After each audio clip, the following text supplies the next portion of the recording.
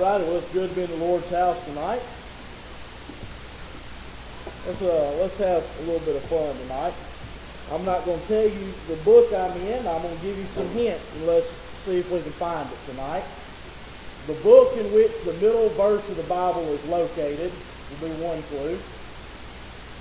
Psalms is the answer.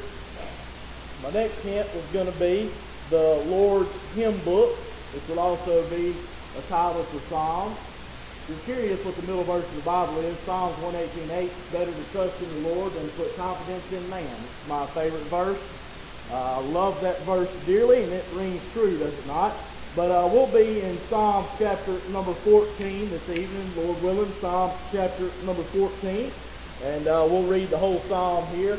And that time, everybody can relax a little bit. If I say I'm going to read the whole chapter of any other book, everybody's like, oh no, it's a big old long chapter. But Psalms are typically short, so you get over there to Psalms 119, and the longest chapter in the Bible, and memory serves, somewhere in the neighborhood of 160 verses. It's real close to that. But anyways, we'll be in Psalms 14 here tonight. And if you've got your notes, if not, there's some back there if you'd like them. As we finished up last week with our first section of notes dealing with the doctrine of God and why it is so important to be able to prove the existence of God and prove that God is who He says that He is. Without God, without the belief in God, then the Bible is of none effect, and Christianity is of none effect, and we'd be in a dark, dark world, would we not? You think the world's bad now? Imagine how bad it'd be if folks didn't believe in God. It'd be a whole lot worse. So in Psalms chapter 14 tonight, let's go ahead and read. We'll read the whole psalm here. Verse number 1, the fool has said in his heart, there is no God.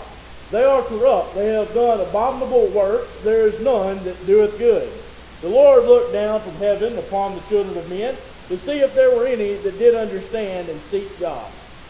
They are all gone aside. They are altogether become filthy. There is none that doeth good, no, not one. Have all the workers of iniquity no knowledge? Who eat up my people as they eat bread, and call not upon the Lord. There were they in great fear, for God is in the generation of the righteous. Ye have shamed the counsel of the poor, because the Lord is his refuge. Oh, that the salvation of Israel were come out of Zion. When the Lord bringeth back the captivity of his people, Jacob shall rejoice, and Israel shall be glad. If I was going to sum up this chapter for us tonight, I might simply just say, woe to them that don't believe God.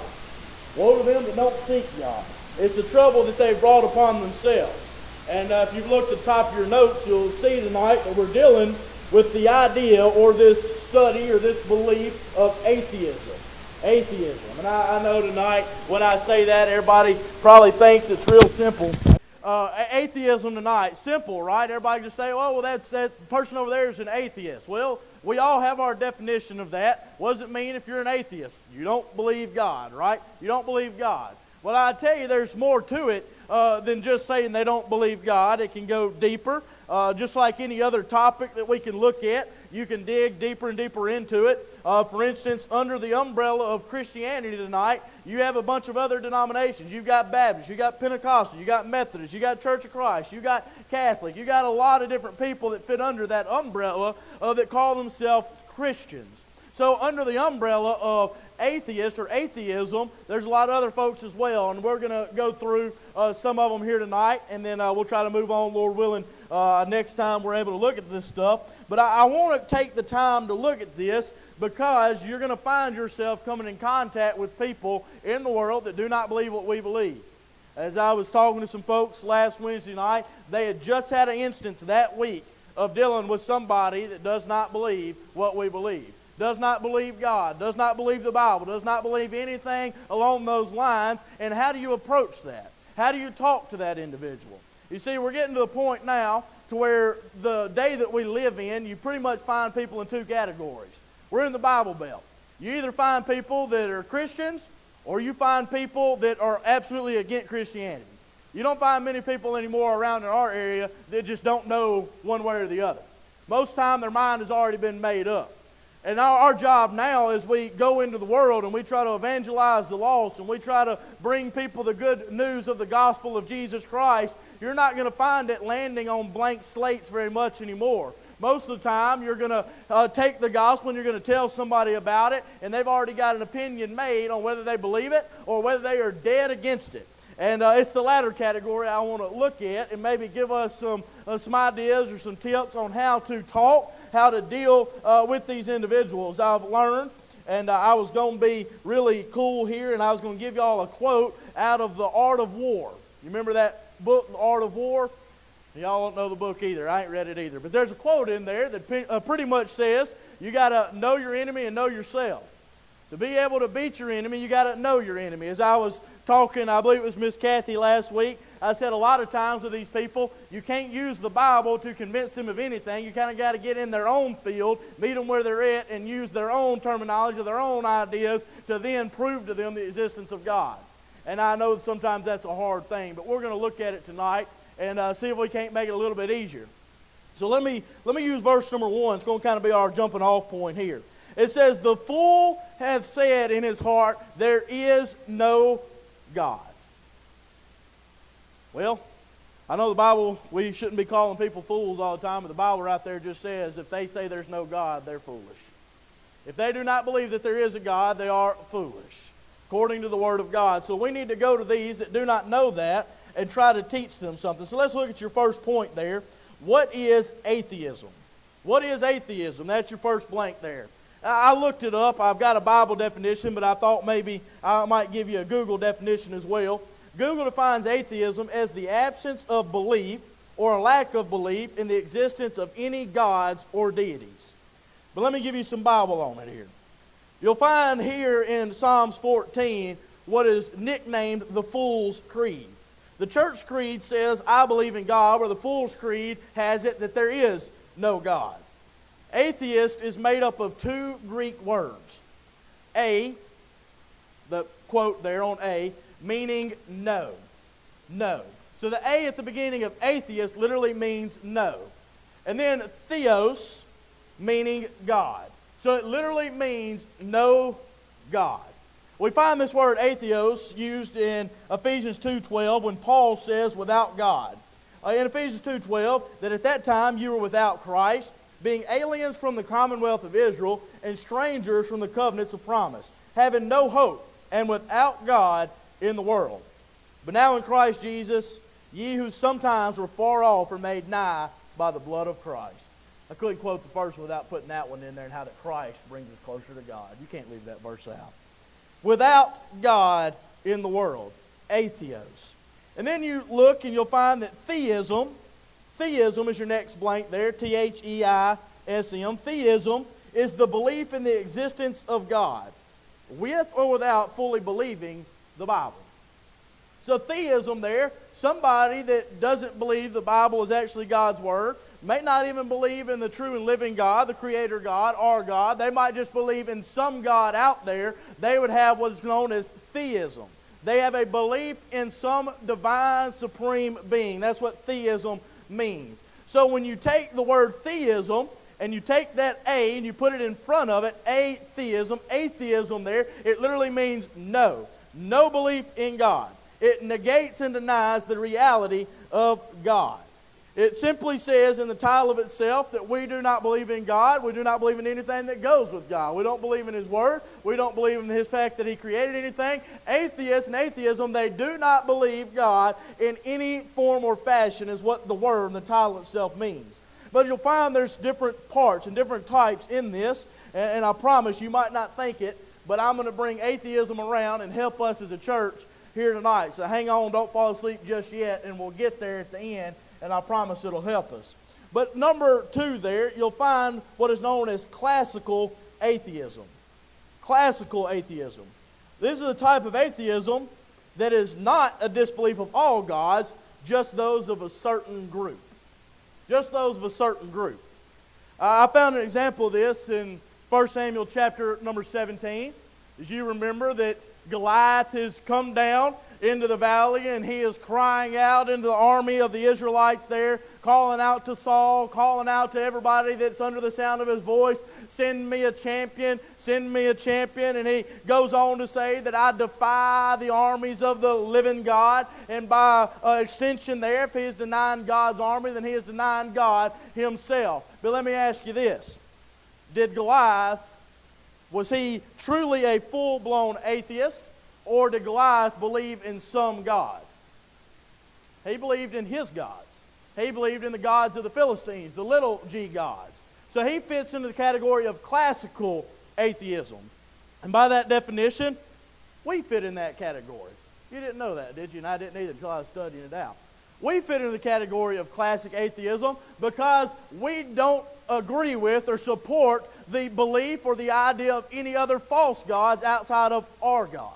We believe in our God. We know our God is true. We know that He is the true and living God. He is the Creator God. He is the Alpha. He is the Omega. We know that He is the only one tonight, and by definition, we deny the others. We deny the gods of Hinduism. We deny Buddhism. We deny Islam. We deny Satanism. We deny the idea of witchcraft. As Sue was just telling us this past week when she was gone to Gatlinburg, she was talking to a family there that began to start a church there in their home. And they set chairs out and all that stuff, and they didn't know how many people would show up. And that first time they had services, they had like 100 people show up to their house to start a church. I don't know what town they're in, but them folks wanted some Jesus in that town. They wanted to go to church. Maybe that shows the terrible state of that city around there, that they didn't have a good church to go to, so they were able to crowd into that home. But anyways, fast forward now to today. It's been like a year, if I got that right. Been 1 year. They have got a tent that they're meeting in. They're running over 300 people there. But this man and his wife, they've gone out of town, and typically when they go out of town, they've had to just not have services. But for the first time, they decided on a Wednesday night to let another man come in and to preach, to take care of those people under the tent. And in that very meeting, the very first time that the pastor let somebody else preach in his pulpit, a group of witches, yes, witches, showed up and proceeded to raise all kind of holy terror in the middle of their church service. These people are real, they are out there, and we deny them, do we not? We don't like them. We know that they're believing a false doctrine. They believe it's a false God. We don't need to have anything to do with that. We deny that. In their eyes, in early Christians, I'm not the first one to say this tonight, but early Christians were often called atheists, and under the idea of classical atheism, because we denied the false gods of all these other religions. By the way, I find it interesting. I don't know if any of y'all have been to Tokyo in a while, not the actual city, the eating place down here in New Albany. I don't know if you've been to the real Tokyo either. If so, it's a big difference. But anyways, the eating place down here, if you remember on the wall that faces the highway out there, up on that little shelf, that little orange cubby, they used to have one of the little gold fat Buddhas sitting up there. Y'all remember that? They used to have one of them up there. But a year or two ago, I went in, and I found out them folks had been visiting a church, and the church was coming and having Bible studies in the restaurant. And then all of a sudden, guess what? That Buddha is not there anymore. Because somebody that believed in the little Buddha, the little false god, the little bald-headed guy, or I say little, the big bald-headed guy, I guess, that believed in him, they realized that he was not real. They believed there was only one true and living God, which is correct, and they became atheists towards that. Not towards God. Don't get confused on that. So classical atheism. It's the rejection of not all little g gods, of not all gods. Our God we do not reject, but all little g gods we do. It's not a disbelief of all gods, just those of a certain group. As Goliath denied the true and living God, and as we deny these other little g gods. So when it comes to these gods that aren't the God of the Bible, you could call me an atheist. It's not necessarily a title that I want, so y'all can leave that one at home, but I do want you to know that it does apply dealing with classical atheism. So how in the world do we work with these people to get them to the true God? Well, I put in my notes, this is somewhat of a catch-22. Because on one hand, these people, let me use the folks down there at Tokyo as an example, On one hand, they already have a belief in a divine being, do they not? It's just the wrong one. So it's easier in the fact that you don't have to prove to them that there is something bigger, that there is a God, that there is a greater being. You don't have to prove that to them. But now you've got to convince them to what they've always believed is not right. That's the other side of the catch-22.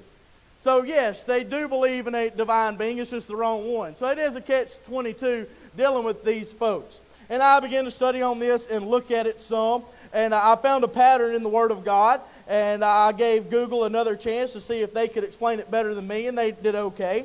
It says, convincing someone who believes in false gods, in parentheses, money, power, fame, or alternate ideologies, requires focusing on the limitations of those idols, which cannot provide ultimate purpose, unconditional love, or true security, and demonstrating the transformative impact of true faith through actions rather than just arguments. It simply is saying, if you need to convince somebody that the little g God, the little idol, the little false God that they believe in is not correct, instead of going to them and beginning to bash them over and over and over again, you're better off to just point out the things that our God can do that theirs cannot do. And I said, hey, that makes a lot of sense because we see that all throughout the Word of God as well. It requires patience and it does require a hand of grace, but you can begin to show the limitations of their belief. Think with me back to when Moses has seen the Lord, heard the Lord out of the burning bush there in the desert. And he goes before Pharaoh. You remember what he did? He took that staff and he took the staff there and he's already talked to God and said, what am I going to do when they don't believe me? And God says, take your rod, take your staff and throw it on the ground. And what does it do? It becomes a snake. So it becomes a snake. And when he does that before Pharaoh, what do Pharaoh's magicians do? They throw their rods down and they become snakes too, do they not? Oh, my Egyptian little g false gods can do the same thing. But then if you read close, you'll find the rod of Moses swallowed all the others. God was still greater. Then they go on and you'll find the next little plague there. Pharaoh is out there on his yacht in the Nile River. It's not really a yacht, it's a reed boat, whatever they had back then. But he's out there in his boat, and Moses and Aaron walk up, and he turns all the water into what? Blood. And then the magicians come and they take the little thing of water and they're able to turn it into blood as well, are they not? But then they get to the point where they can't do anything any other time. God proves the limitations of the false gods of Egypt and the falseness of the magicians and the lies that they have. He proves that He's better than them because He continues to do more and more and more that they cannot do. They couldn't get rid of the frogs. They couldn't get rid of the lice. They couldn't bring back the light when the darkness fell. They couldn't bring back the firstborn throughout the land of Egypt. They could not do those things. And what Moses was doing was proving to all of those Egyptians that already had gods they believed in is that the true and living God, the God of the Israelite people, was better and stronger and bigger and better than their gods were. He proved the limitations of their gods. But then it goes on more than that. What happened, Moses, he's taken them out and he's got them across the Red Sea there, and they get there to Sinai, and he goes up on Sinai and he's receiving the 10 Commandments. But on down there around the camp, everybody comes to Aaron and they say, Aaron, we don't know what happened to Moses. He's been gone a long time. He might be dead. Make us a golden calf. And when Aaron makes the golden calf, he steps back and he says, behold your gods that brought you out of the land of Egypt. Which is one of my big pet peeves in the Bible and with the Israelite people. How gullible do you got to believe? You just saw him make the golden calf after you already left Egypt. If that calf did not exist before you left Egypt, then how could the calf lead you out of Egypt? It don't make no sense, right? But he points that out. And then when Moses comes down off of Sinai, of course he gets mad and he spikes the 10 Commandments and shatters them. Comes down there, what did he do to that golden calf? Anybody remember? He burned it with fire. He took the ashes and mixed it in with the water and made the people drink it. Ain't that something? That'd get your attention, wouldn't it? Some God that was. You said the golden calf got you out of Egypt, but the golden calf couldn't even get himself out of the fire, much less you too. What happened there is God has proven once again Himself to be better in showing the limitation of these others. What did Elijah do on Mount Carmel? Carmel, whichever way you want to say it. Y'all remember what he did there? There was those prophets of Baal, and he comes up with that little trial. He says, I'll tell you what, let's go up there, we'll build 2 altars, and I'll give you a chance, and you call out to your gods, and I'll call out to my God, and whichever God comes down and burns up the offering, that is the true and living God. And they said, okay. So they go up there and they make their altar, and they put their little calf on there, their sacrifice on there, and the Bible records that they begin to scream, and they begin to cry out, and I can imagine they're doing their chanting and all their stuff, and they begin to cut themselves, and they begin to try to get their attention to their little g God. You know why he didn't hear? Because his ears were made out of stone, and he couldn't hear nothing anyways. But they're trying to get his attention, and Elijah is over there, and he's sitting in his chair, and I believe he is just doing this, and he's dying out laughing at them, because he hollers up and says, hey, why don't you holler a little bit louder? Maybe he's asleep, and he just don't hear you. Y'all remember that? So they go to holler a little bit louder, and they catch another gear, as Papa would say, and they begin to cry out, and more and more and more. And finally Elijah says, I've had enough of this mess. It's my turn. Y'all go down there. Y'all get some water. I want you to float the sacrifice. I want you to float the altar. I want you to dig a trench. I want you to fill the trench full of water. I want it to be soaking wet. And then he calls out to God, and God comes down. He don't just burn up the altar. He don't just burn up the sacrifice. He burns up the stones. He burns up the wood. He licks up the water out of the trench, and there is nothing left but a pile of ash. What did he do? He showed everybody that was watching the limitations of that false god and showed the true power of our God. You want some more? What about over in the Old Testament when the Israelites have been bad and they end up letting the Philistines steal the Ark of the Covenant?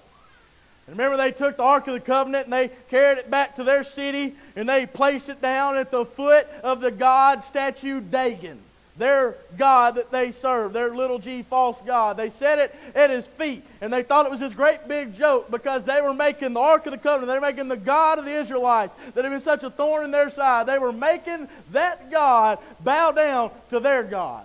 So they thought. And they go to bed that night, and they are way up on the mountaintop. They think everything is going good for them, and they wake up the next day, and what had happened to the statue of Dagon? It was broke off at the feet. It laying face first at the bottom of the Ark of the Covenant. They placed the ark in front of their God, thinking they were going to make God bow to Dagon. But instead, they woke up the next day, and Dagon was on his face before God, because they were proving to everybody how that the false god Dagon was nothing like God. They showed the limitations. Oh, that just so happened to be that way. Okay. We know what they did. They went and they took Dagon and they set him back up. They put him back up. They splinted his legs or whatever they had to do to make him stand. They said, that's just a freak accident. There's no way. They went to bed and they come back the next day, and guess what? Dagon was on his face before the Ark of the Covenant again. You can go study it out if you want to. But God is proving the limitations of all of these false gods and all of these idols and all of these things that could do nothing because they are no gods at all. We're going to deal with somebody that falls into this idea here of atheism, this idea of classical atheism, where they do believe in a supreme being, but they haven't got the right one. The best thing that we can do is tell them about the right one and prove how strong the right one is and prove how just and how faithful and how wonderful and how loving and how graceful and how merciful the true and living God is. Because let me ask you a question. You can compare any God, little g God that you want to my God, and none of them hold a candle to him. None of them had a son that rose again on the third day. None of them have set up a great system after death. I know some of them believe, the Islamic folks believe, the men at least, that they're going to be rewarded with 72 virgins. And then the Hindus believe that they're going to be reincarnated. And I don't know what the Buddhists believe, but it's wrong, I can tell you that much. But anyways, they believe all this wrong stuff. They think they've got it right, but I wonder how many of them have died and looked up and rose up their eyes and been in hell and said, I'll tell you what, Buddha was wrong. Muhammad was wrong. Allah was wrong. Hindu was wrong. All of them were wrong. I sure wish that I would listen to somebody when they told me about the true and living God, the God of the Bible, and how that He was the true and living God. we have the best approach is to go to them and to just begin to say how much better God is. Does it really work? I'm glad you asked. Remember in Daniel chapter number 3, well-known Bible text, Daniel chapter number 3, you'll find 3 Hebrew boys, Shadrach, Meshach, and Abednego. And you'll find that Nebuchadnezzar has created this golden statue, his idol, and he pushes this decree out all over the land of Babylon and says, whenever you hear the musical instruments and all these different instruments begin to play, whatever you're doing, stop, bow down, and worship this golden image that I have made. And Shadrach, Meshach, and Abednego said, no, I'm not going to do it. And they stood, and while everybody else is on their face before the golden altar, they're standing there looking around like, look at these guys, what are they doing? I'm not going to do it. And they get tattled on by some of Nebuchadnezzar's little weasels that worked for him that were jealous of these 3 boys, because these 3 boys, Nebuchadnezzar had set them up to make captains of them in Daniel chapter number 1. They outranked these other folks, and they pointed out those boys to Nebuchadnezzar and said, hey, these 3 guys out of the land of Israel, these Hebrew boys that you set up above us as captains, they're not listening to what you said do. Now what you going to do about it? Nebuchadnezzar is wroth, and he calls them in, and he says to them, and I'm paraphrasing, you can go study it if you want to. He paraphrases them and says, surely it was a mistake. Maybe you didn't hear the music, but if you'll hear the music this time and you'll bow down this time, I'll forgive you for everything. I'll forget that it ever happened. And they looked at him, and they said, oh, Nebuchadnezzar, we are not careful. We're not careful in how we answer you. You know what they're saying there? They're saying, Nebuchadnezzar, we're not tiptoeing. We're not telling a half-truth. We're not trying to weasel our way out of this. We're going to straight up tell you how it is. Nebuchadnezzar, we ain't bowing to your golden altar. We ain't bowing to your idol that you've made. And if you decide to throw us into that burning fiery furnace, our God, whether He chooses to do so or not, is fully capable of saving us out of the fire. Go study it. You'll find them telling you the truth. And he is incredibly wrathful with them. And he tells all these folks and says, heat up the furnace, make it 7 times hotter than it's ever been before. And he takes those boys and they bind Shadrach, Meshach, and Abednego. And it says that they take the mighty men, Nebuchadnezzar's mighty as his elite guard, the men that are standing there. They take these boys and they begin to lead them down to the furnace, of the fiery furnace. And that furnace is like down in a pit, okay? It's not up here, it's down in a pit. And they lead them to the edge of that thing. And right when they're about to cast them off into that furnace, the fire was so hot, even on the edge of that thing, that his elite guard, his mighty men, were burnt up and killed. Nebuchadnezzar's soldiers. And those boys went falling down into the fiery furnace, and they got up. There wasn't no screaming.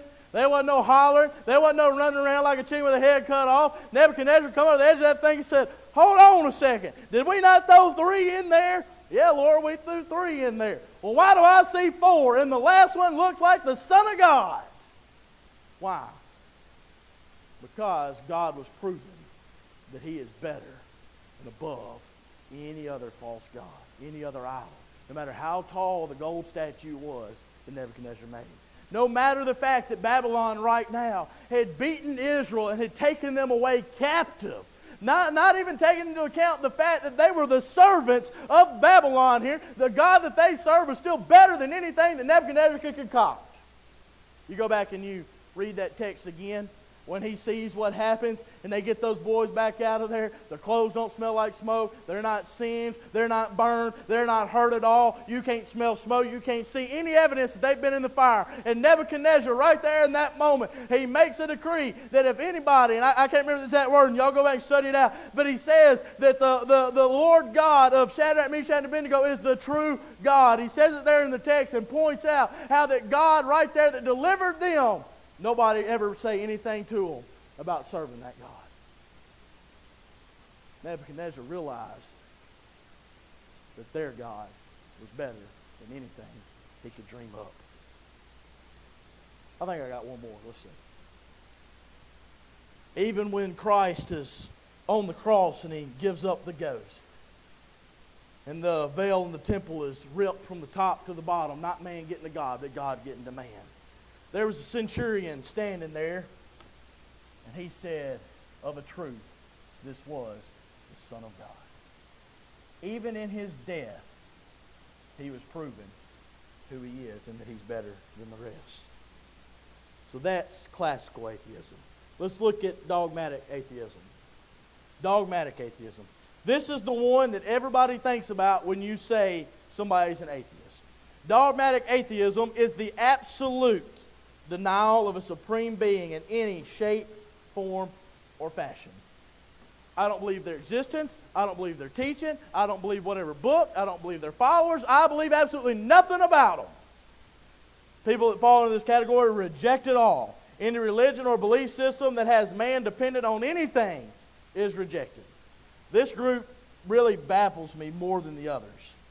They can take all the evidence of God and look at it and choose to still not believe it. Here's what baffles me. Why would anybody want to believe that there's nothing else? You thought about that? We have hope as a Christian, do we not?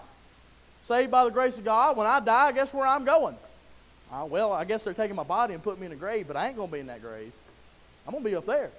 I'm going to be in heaven. I'm going to be skipping up and down the streets of gold, laying at the feet of Christ and giving him my crowns. I'm going to be where he has set up for me to be. When he told everybody, behold, I go to prepare a place for you. If it were not so, I would have told you. Prepare a place for you where I may be, you may be also. He wants us there as well.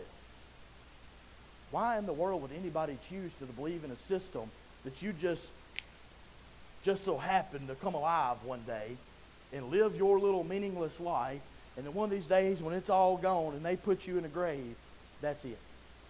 Why would anybody want to believe that? I mean, y'all don't take what I'm saying wrong on this, but I think if that was even remotely true, I would still choose to believe in something else, because that's just bleak, is it not?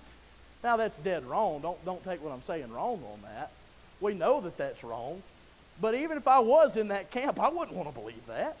That's like another camp that believes that Christ did not die for all, that not everybody can go to heaven, that it's just a luck of the draw, and maybe you made it or maybe you didn't make it. Why in the world would you want to believe that? It's amazing to me, everybody that believes in that thing called Calvinism, they all just so happen to be in the elect and got selected to be the ones to go to heaven. Isn't that convenient? I've never found somebody that was a Calvinist that wasn't in the elect. It's amazing how that works out. Truly amazing. One of these days we're going to look at that, and I'm going to try my best to be nice when we study that out, because I feel like it is a heresy, and it's way too popular today because it's very anti-Bible, very anti-God. I mean, does that not sound like the complete opposite of grace and mercy, that he just died for some of us and the rest of us? I mean, you could be next to perfect. And you can do almost every single thing perfect. Obviously, you can't be perfect because God or Christ is the only one to be perfect. But you could be the next best thing and still not go to heaven. It makes no sense whatsoever. That's a miserable belief to have. Dogmatic atheism. I don't know why anybody would want to believe this. I can at least maybe see the allure in some of these others. I mean, if they believe that the afterlife is some great thing. I mean, obviously the folks that believe in Islam that will strap a bomb to themselves and go and execute themselves to try to take out innocent civilians, they think that there's something for them after death. They think they've got something to gain. I can at least see that they're doing it for something to gain. As wrong as it might be, and as wrong as they're going to realize they are, at least there's something they're doing it for. But why in the world would somebody choose to completely reject everything just so they can just pop up one day and then one day die, and that's it? I don't understand it. It's this viewpoint on the world that leads to a multitude of atrocities. Your next blank's coming here in just a second. When they believe there is nothing after death, the actions of this life have no bearing on eternity. Think about it. If you don't have to worry about your actions in this life, you live however you want to live. You can be goody two-shoes, or you could be the next iteration of Hitler and be the most evil man that walks the face of the earth. At the end of your days, if the only thing awaiting you is that grave, then it don't really matter, does it? That's the opinion of some of these folks. That's their opinion that they have. If they believe that there's nothing else, if you don't have to worry about the punishment of hell, what's stopping them from living like hell itself? If it's somebody that believes in Greek mythology, they don't have to worry about going to Tartarus. If you're familiar with the afterlife in Greek mythology, I've looked at just a little bit. The bad of the bad go to Tartarus.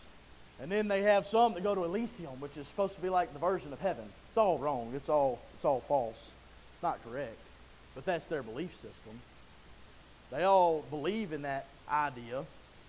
But if you didn't believe that you had any bearing, your actions had any bearing on your eternity, no matter what version of religion you believed in, if your actions had no weight towards the end of this thing, what's stopping you from living awful? You don't have to worry about in Hindu, when they believe in reincarnation. You don't know why they don't eat cows over there? You know Hindus don't eat beef, right? They don't eat beef because they believe that's that great granddaddy walking around. They think you come back as a cow. Seriously. That's why they don't eat that stuff. If you reach a certain level of your perfectness, or you live a good life, you come back as a better thing each time. So when you die as a human, you might come back as a worm because you didn't too good. And then you might live your life out as a worm, and you did a little bit better. You might get an upgrade. You might be a grasshopper next time. And you just keep going until you get up to whatever the great level of this thing is. Is that not just ignorant? Anybody want to live their life as a human and come back so they can crawl around as a worm? Even if you came back and you were perfect on them and you reached some great high level of achievement and you came back as a cow, that's what I want to do. I want to walk around in the pasture and chew cud all day. Don't that just sound like a great version of eternity to come back to? Why would anybody in their right mind want to believe something like that? You don't have to worry. If they believe that their actions have no bearing on eternity, they can act and live however they want to. And this ideology leads to people doing whatever they want and living their best life with no concern for those around them. When life isn't viewed as precious, they have no regard for any type of life. Old guy, and I can't remember his name, that stabbed the Ukraine girl on the train. Y'all remember that? And everybody looked at that atrocity and said, how can somebody be so evil?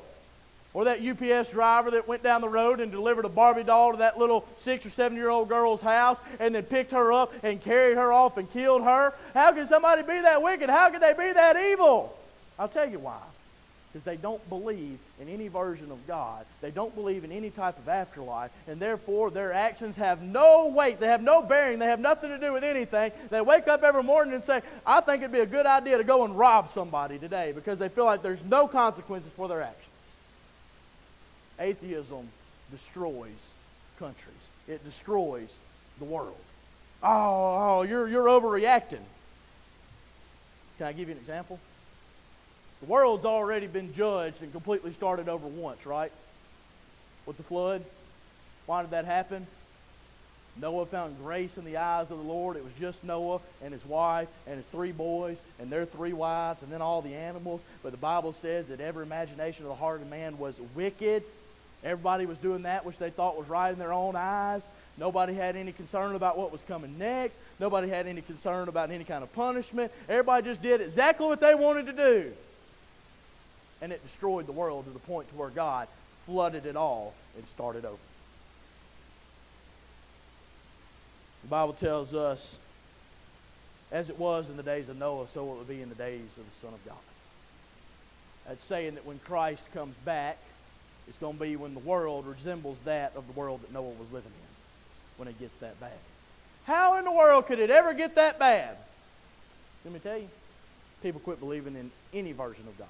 Now, of course, we want them to believe in the true and living God.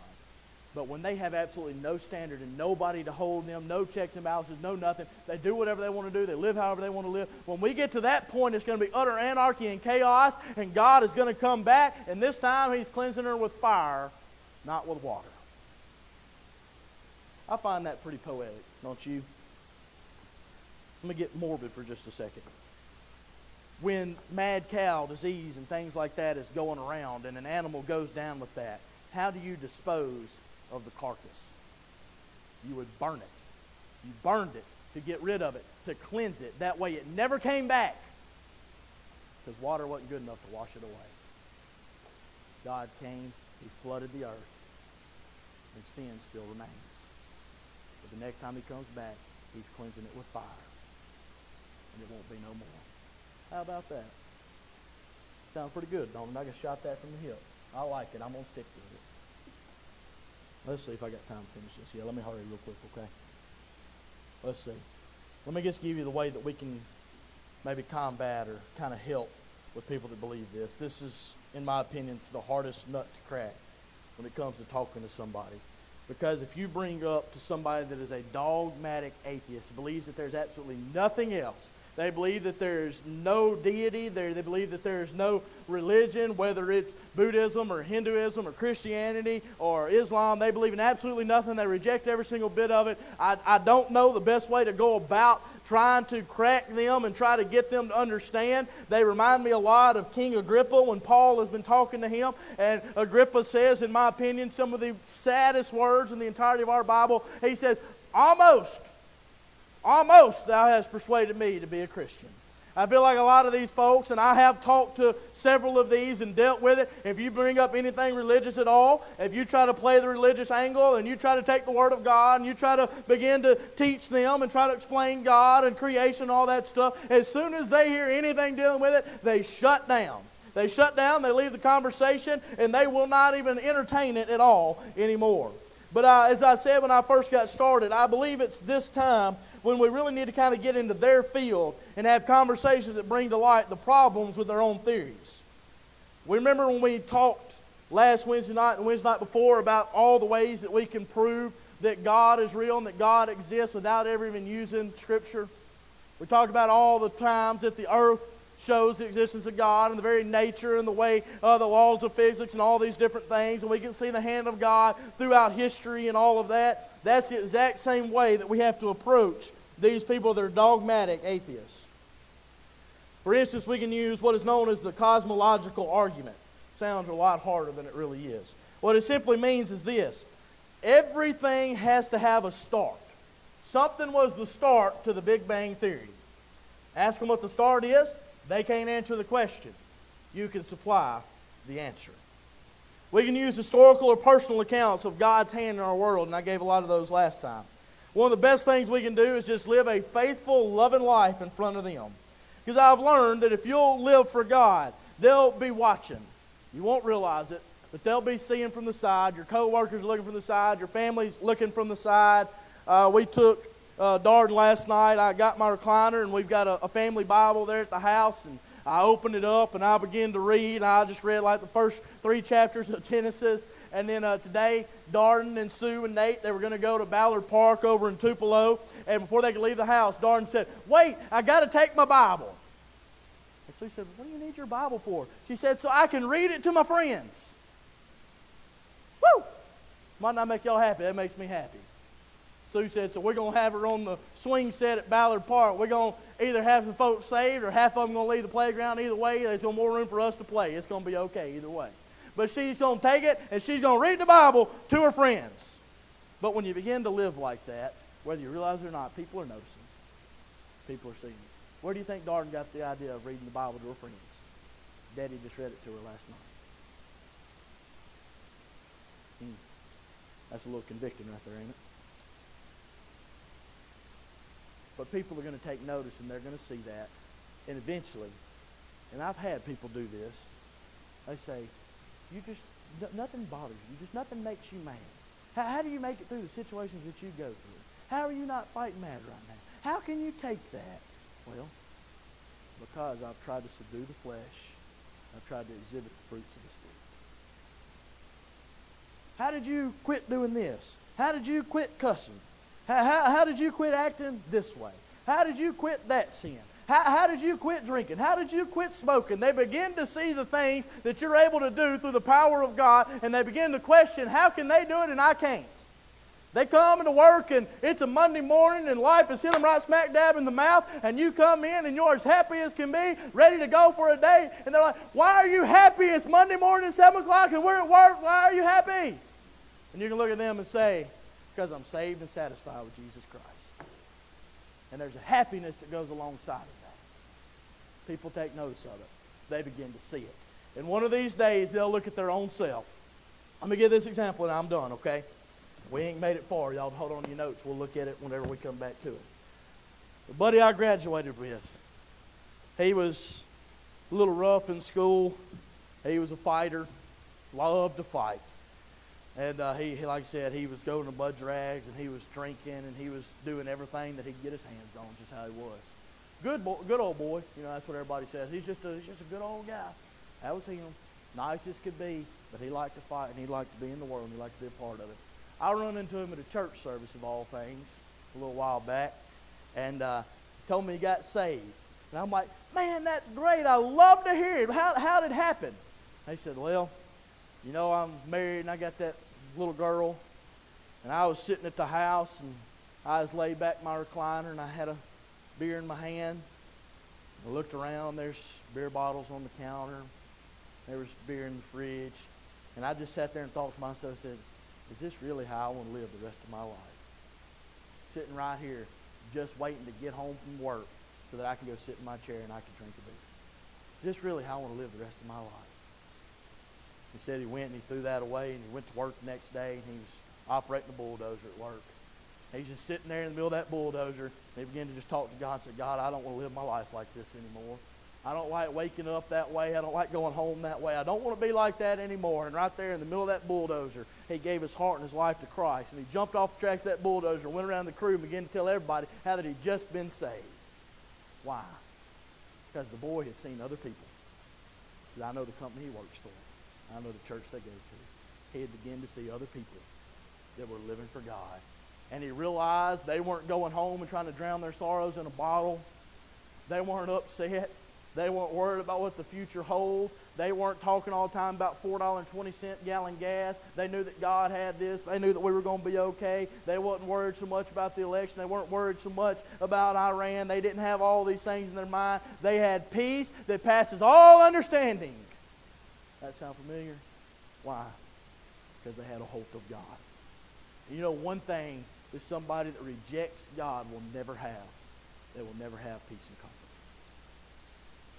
They will never have that. They will never have a pure joy. You know what the difference between happiness and joy is? Joy is in your heart. It can't be taken away. Happiness can't be. Somebody can ruin your happy day. That joy unseating, exceeding and full of glory. That joy that we have in our heart because we can rejoice in the joy of the Lord. Can't nobody take that away. And it comes out. And people see it. People see it. Miss Angie, you go on the piano tonight. Let's all stand.